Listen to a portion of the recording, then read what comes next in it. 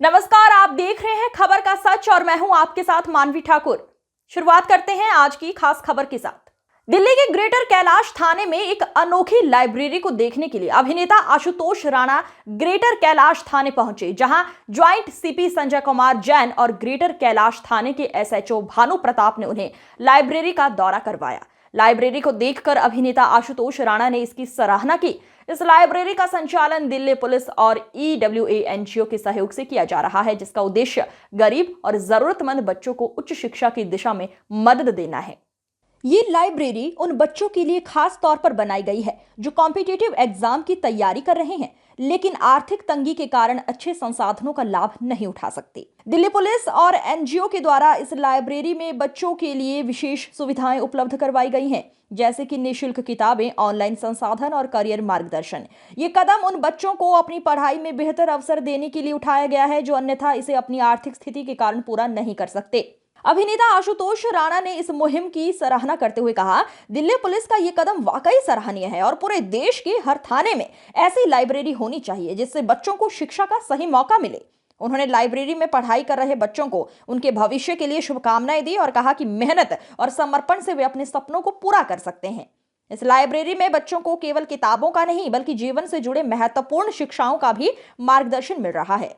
अभिनेता ने बच्चों से अपील की है कि वे शिक्षा का महत्व समझें और अपनी मेहनत के साथ आगे बढ़ें। यह प्रयास दिल्ली पुलिस द्वारा समाज में शिक्षा के स्तर को बढ़ाने के लिए एक महत्वपूर्ण कदम माना जा रहा है।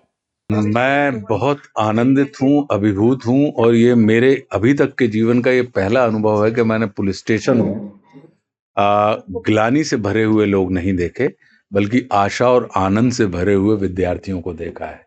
और जो पुलिस का मुख्य कर्तव्य होता है, मुझे लगता है ग्रेटर कैलाश के इस पुलिस स्टेशन में आकर मुझे लगा कि नहीं, जो सजग प्रहरी ये हैं, तो ये सजग प्रहरी कहीं ना कहीं सजग लोगों को तैयार करने का काम भी कर रहे हैं।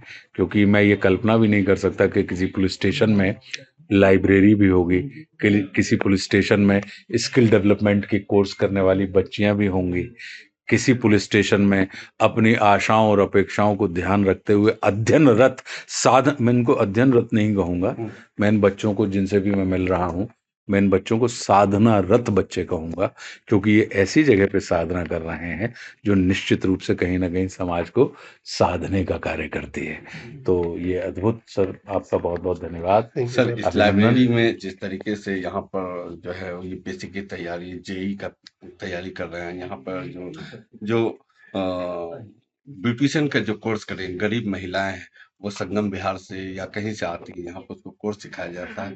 कैसी लगी दिल्ली पुलिस की आपको पहल सर? मुझे तो लगता है कि दिल्ली पुलिस की, खास करके ग्रेटर कैलाश पार्ट 1 ना सर, पार्ट 1 में ये जो थाना है, मुझे लगता है कि अगर हमारे पूरे भारतवर्ष के तमाम पुलिस स्टेशन अगर इस मुहिम को अप्लाई करने लगेंगे तो रोज नामचों में कमी आ जाएगी।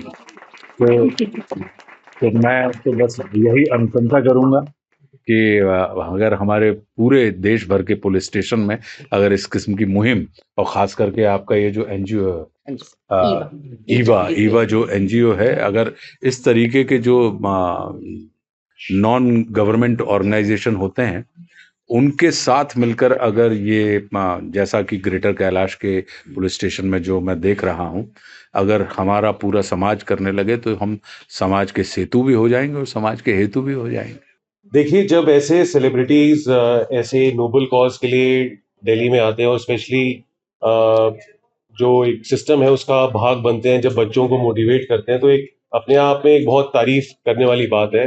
दिल्ली जैसे शहर में जहाँ पर बहुत सारे लोग बच्चों का ड्रीम रहता है कि वो बाद में बड़े होके ऐसे स्टार्स बने या उनके मार्गदर्शन पर चले। अगर हमने रिसेंटली अभी देखा कि ये खुद एक रामायण का खुद भाग भी हैं और उसमें रावण की भूमिका निभा रहे हैं, तो हमें ये सीखना है कि हमें अपने इतिहास से जुड़ के रहना बहुत जरूरी है।